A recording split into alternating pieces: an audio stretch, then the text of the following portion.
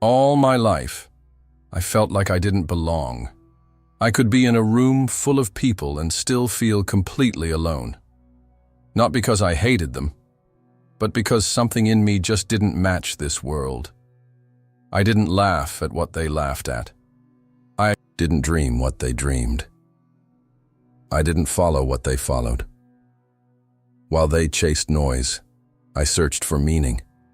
While they moved with the crowd, I stood still, listening to something deeper. Something I couldn't explain. Something that no one else seemed to hear. I was the quiet one when everyone else was loud. The deep soul in a world addicted to the shallow. I didn't fit in, and I paid the price.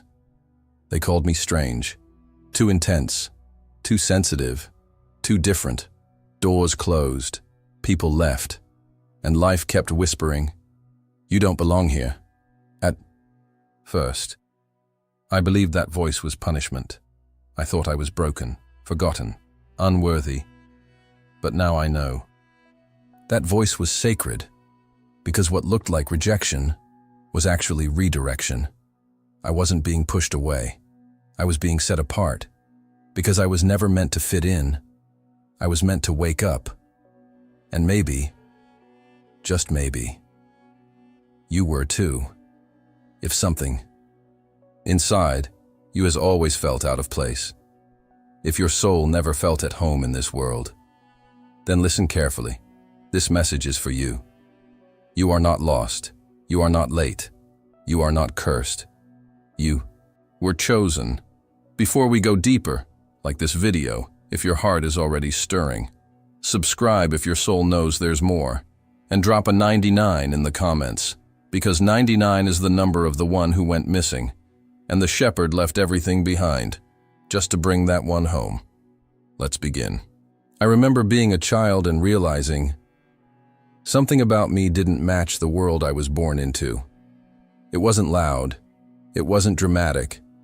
It was subtle, quiet, like a whisper beneath the surface of everything. While other kids ran freely, laughed carelessly, and fit effortlessly into every group, I felt like a guest in someone else's dream. I would sit in classrooms and wonder why no one else seemed to feel the weight I felt, why they could talk for hours about things that felt empty, why they could ignore suffering, and I couldn't even walk past a crying stranger without carrying their sadness like it was mine. I remember asking questions no one had answers for. Why are we really here? What happens when we sleep? Why do I feel sadness in rooms where everyone is smiling? Most people would laugh, or just look at me strangely. Some teachers told my parents I was too reflective, too emotional, too intense. I was told to stop thinking so much, to just be a kid. But I couldn't, because while the other children played outside, I was inside, staring at the ceiling, wondering why the stars made me cry. I could feel beauty in silence, and pain in places where nothing seemed wrong. At the time, I thought it was a curse. I thought something inside me was broken. Why did I feel so much when no one else did? But now I understand. That deep sensitivity was not a flaw. It was the echo of a calling, a signal from the soul, reminding me I came here with a different blueprint. See, the world teaches us to measure ourselves by how well we fit in, by how many friends we have, how normal we seem, how good we are at blending in. But what if the ones who never blended were never meant to? What if your childhood confusion was actually the beginning of an ancient memory returning? What if those strange feelings, the overwhelming empathy, the loneliness that haunted your early years, were all signs, codes embedded in your spirit, unlocking piece by piece as you walked through life? And what if I told you that the very things that made you feel like an outsider are the proof that you were chosen for something rare? Because the world doesn't need more people who follow. It needs souls who remember. And remembering hurts at first. It makes you feel crazy, alone, misunderstood. But it also makes you powerful. Because while others lived on the surface, you were already listening beneath it. While others memorized answers, you were searching for the truth. And the truth is, you've always been marked, not by the world, but by something higher. And if you look back, if you're really honest with yourself, you'll see the signs were always there. Not just once, not twice, but again and again. In dreams you couldn't explain. In moments of déjà vu that felt like warnings. In sudden chills when someone spoke a lie near you. In the way you always knew when something wasn't right, even before it happened. This isn't imagination. This is intuition. And it's not common. It's sacred. You weren't born to follow paths. You were born to carve them. Even when your hands are bleeding. Even when you're the only one walking it. Because some souls aren't sent to continue the story. They're sent to rewrite it. And the more you remember who you truly are, the more the world around you will resist. But don't stop. Don't shrink. Don't turn back. Because the moment you accept that your difference was never a mistake is the moment your true journey begins. And what comes next will either terrify you or awaken something so powerful inside of you that you'll never be the same again. Are you ready for that next part? Good. Then keep watching. As I got older, something strange began to happen. I would walk into a room and without saying a word, everything changed. The atmosphere, the energy, the way people looked at me. Some would light up, smile, lean in like they felt something familiar. Others would tense up, look away, or suddenly find a reason to leave. And for the longest time, I blamed myself. I kept wondering, did I say something wrong? Did I offend them just by being here? But I hadn't done anything. I was just existing. Still, the reactions came. Admiration from a few, resentment from many. Some people were drawn to me like a moth to a flame. But others looked at me like I was a threat. Even when I offered nothing but kindness, they responded with coldness. Even when I stayed silent, they seemed disturbed. It took me years to understand. The energy you carry speaks long before your mouth does.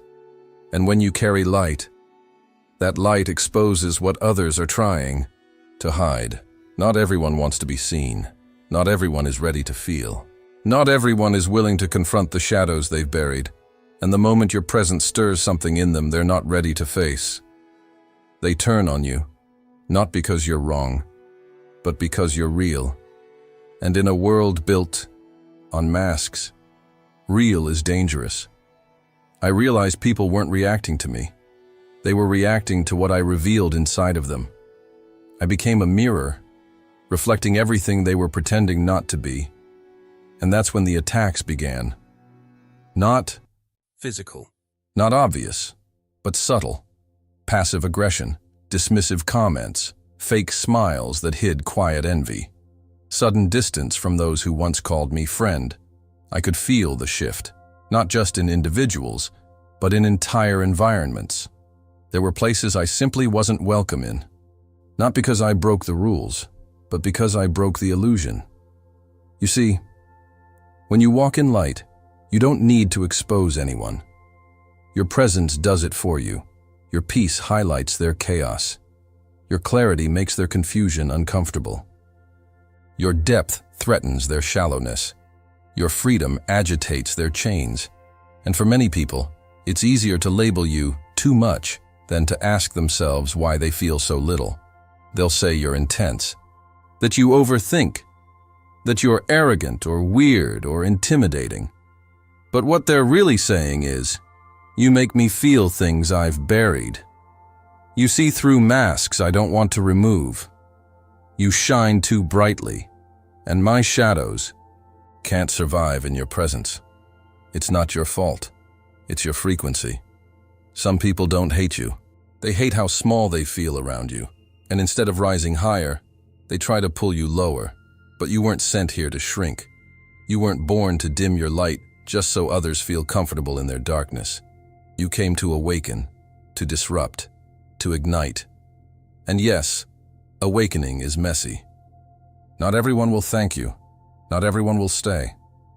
But the ones who do, the ones who see you and don't flinch, those are the ones you're here to lead, to love, to walk with. The rest, let them go, with peace. No bitterness, no blame. Because your light is not for everyone. It's for the ones who are ready. And if people start falling away as you rise, if rooms grow colder as your spirit gets warmer, if the world starts calling you strange, dangerous, difficult, then good. It means the fire in you is real. It means the mission has begun. But here's what they'll never tell you. The more your light bothers them, the closer you are to breaking through. And something is about to break. Can you feel it? Because I can. And once it does, there's no turning back. There were nights I laid awake and wondered if anyone could truly see me. Not the version of me I showed the world, but the real me. The soul behind the eyes.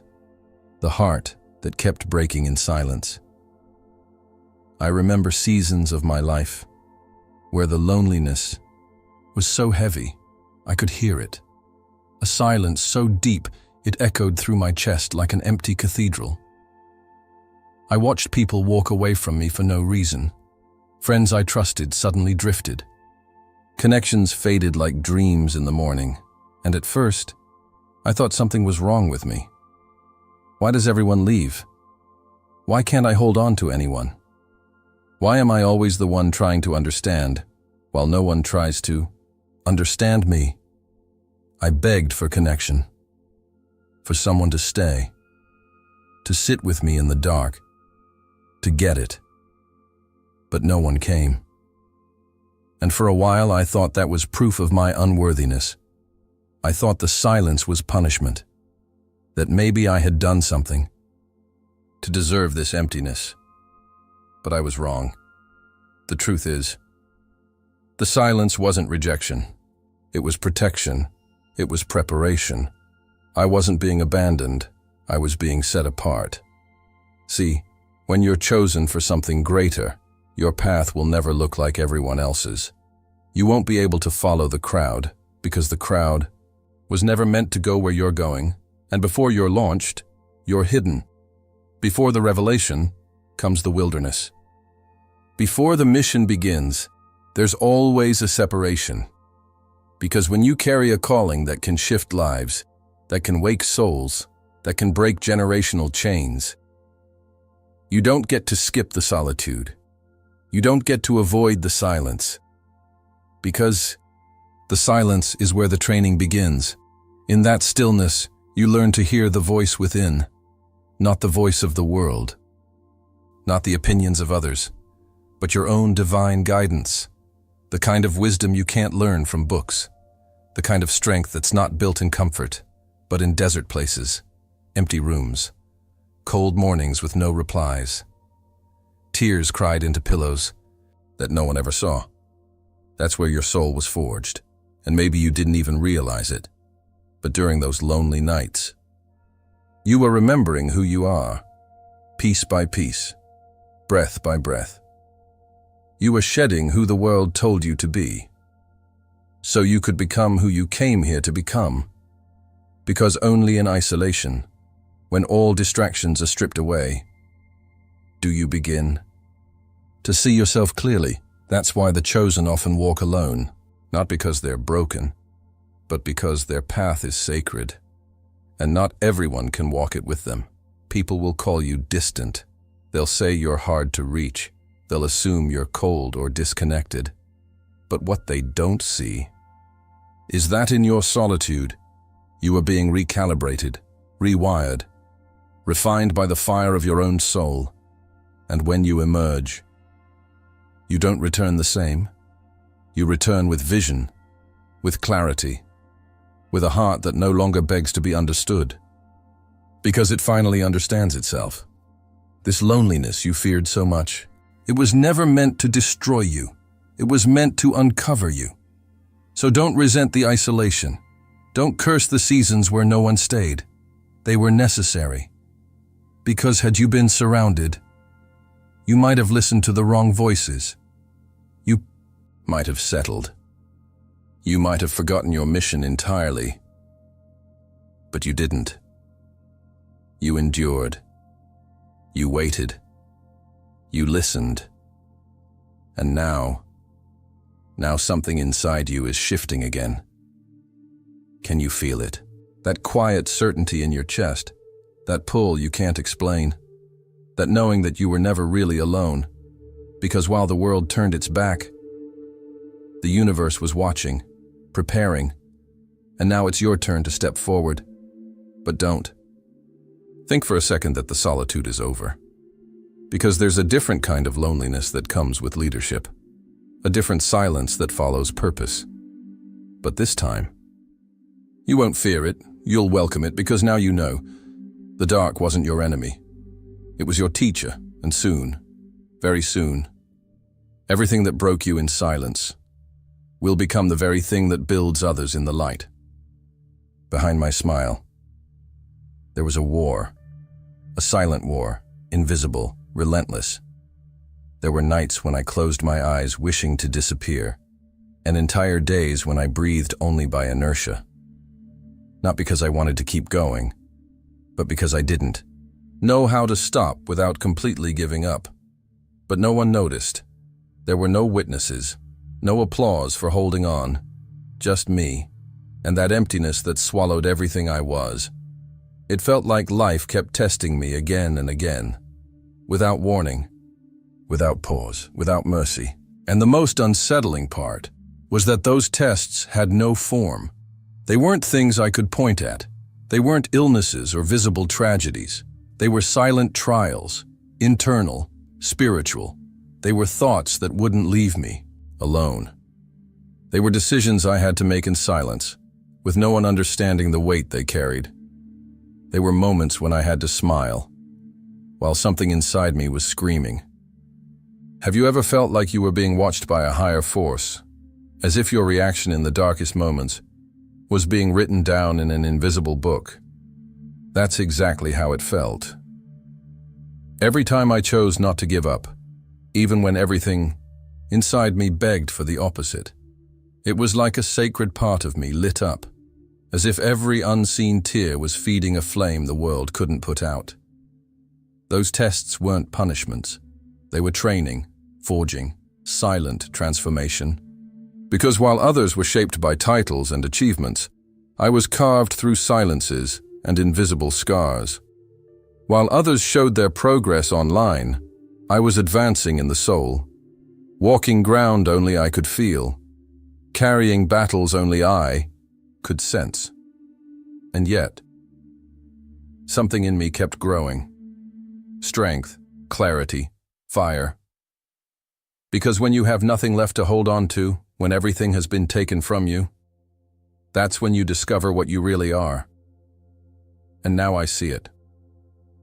I wasn't being broken. I was being built. Every loss taught me what was essential. Every rejection showed me the right path. Every silence led me to a deeper voice within. The world never saw my internal battles, but today it can see what those battles awakened. Do you know what was the most shocking part? That many of those tests made no sense while I was going through them. It was like walking through an endless tunnel, no signs, no map, no hope. But now, from the other side, I see that every dark step was guided, that nothing was random, that even the emptiest moments were filled with purpose. I was tested in secret, so I could shine in eternity, and maybe you were too. Maybe everything you're facing right now isn't punishment, but a sign that you were chosen. Because only those who were created to speak with power are tested in silence. Now tell me, how many times have you endured without anyone knowing? If your answer aches in your chest, then you already know what comes next. What comes next is the awakening. One day, everything changed. But it wasn't with fireworks, nor with a mystical revelation from the sky.